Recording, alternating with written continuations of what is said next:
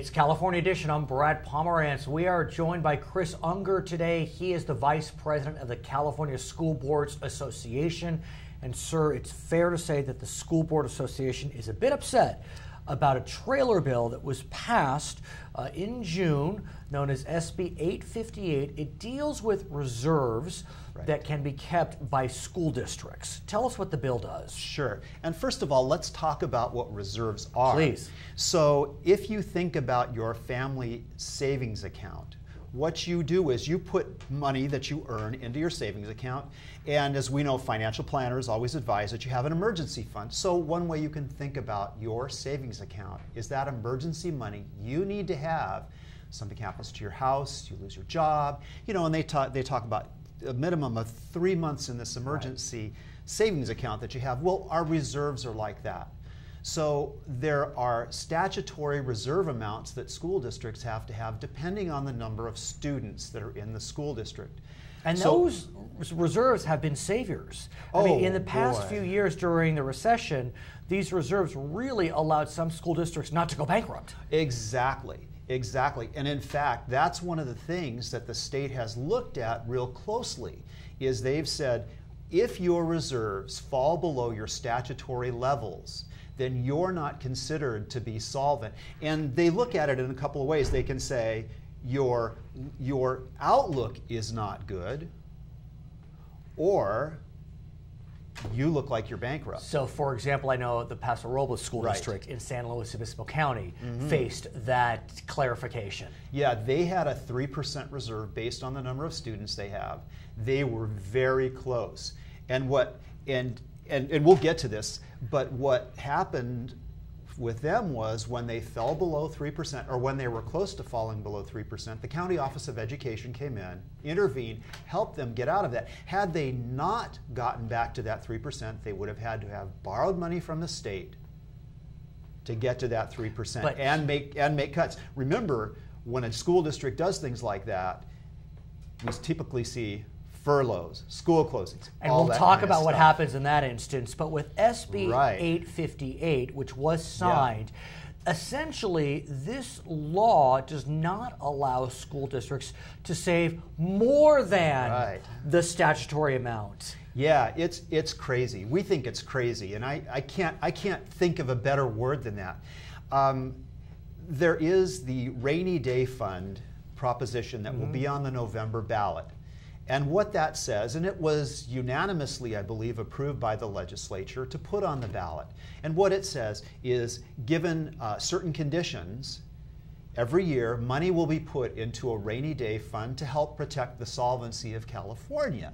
But how does that impact school districts? Well, part of that rainy day fund also talks about putting money into a separate Proposition 98 rainy day fund. And remember, Proposition 98 are the monies that the state statutorily... The 40% that must be spent on K-12. Exactly. Under certain conditions, if the Proposition 98 amounts are met, and if a certain amount of the state revenues is through capital gains...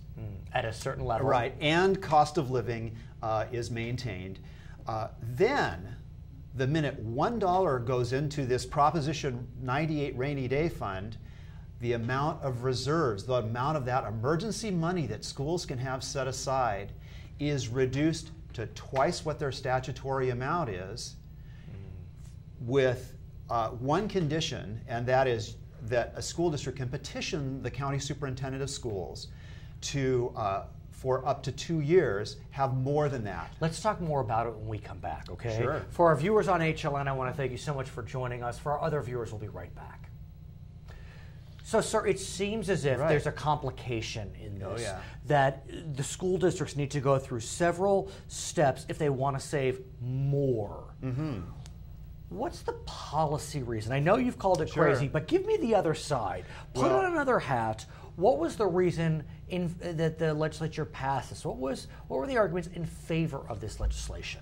Well, the only argument we can figure, that we as school board members can figure, is that it puts more money on the table for salary increases. And that's what I have heard. And that's a scary thing, because the way I look at reserves is that they're one-time monies. And it's not just the reserve. So my school district has a statutory reserve of 3%. We have a $77 million budget. So our statutory reserve is a little bit more than $2 million, $2.1, $2.2 million, right? So we have that money in there because our revenues are volatile. Now in my district's circumstances, we only get our revenues twice a year because we're a community-funded school district. So we use our reserve. Through LCFF, does LCFF change that? Because there's no such. I mean, basic aid is gone. Basic aid is not gone. It's not gone. It is not gone. It's still right, because we're assumed to have the tax money that should be given to us, plus whatever community resources we get from, in our case, Diablo Canyon, because we have the nuclear power plant. Sure. At any rate, so that one-time money would be restricted to double that. Now, in our case, because our reserves are so, our revenues are so volatile, we've said we need to keep at least a 10% reserve to protect our students, to protect our schools, but you're not allowed to do that anymore. We would not be allowed to do that. And the other thing that's completely onerous about this, as far as I'm concerned, is that every year there are amounts of money that are budgeted that are unspent. At the end of the year, we can carry those over into the next year and reallocate them. That money would be considered part of the money that was capped. So that's also considered one-time money. So what the idea was, this would free up money for salary increases, which are ongoing expenses, with one-time money. It's crazy. Here's what I'm wondering. You are not the only individual I've spoken with from a school board that is up in arms about this piece of legislation. Do you believe that this legislation will be undone? I hope so. I hope the legislature really thinks about this, really hears what school board members are saying, and not just school board members, but school administrators, school business officials. We think when communities really find out about this, communities will be up in arms too and will be outraged by this. It's interesting. It seems almost antithetical to the Jerry Brown doctrine, if I can call it that. I mean, he's all about rainy day funds. He's all about savings. That's what he says. You know, he's about fiscal prudence, fiscal responsibility. This seems to go counter to that philosophy. So how did this happen? You know, we're not sure how it happened. It came out of nowhere. It completely came out of nowhere. We as school board members, our association, California School Boards Association, was completely shocked when this arose out of some kind of negotiation.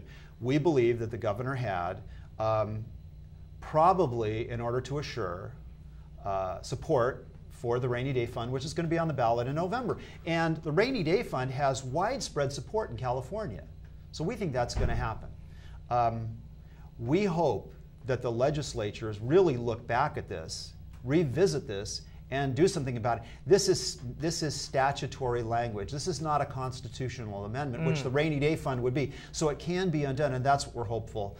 We're going to be continuing to pressure them and talk to our legislators. Will you, as the vice president of the California School Boards Association, will your colleagues with the CSBA be going to Sacramento to try to resolve this issue? Because this issue really is causing a lot of heartache for school districts. You're darn right we will. We already are. We continue to apply pressure to our legislators to undo this. Our colleagues, our school administrator colleagues in AXA. What about your friends at the CTA, the California Teachers Association? We don't think that the CTA has any interest in undoing this at all.